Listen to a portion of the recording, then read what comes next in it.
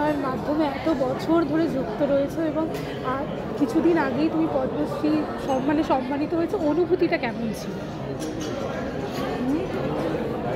এটা না মানে কি বলবো, আমি কোনোদিন আশা করিনি। আমি শুনি সবাই পদ্মশ্রী পান, কিন্তু আমি কোনোদিন আশাও করিনি, কোনোদিন ভাবিনি, এবং আমি কোনোদিন মানে কোনো অ্যাওয়ার্ডের কথা ভেবে আমি কোনো কাজ করিনি।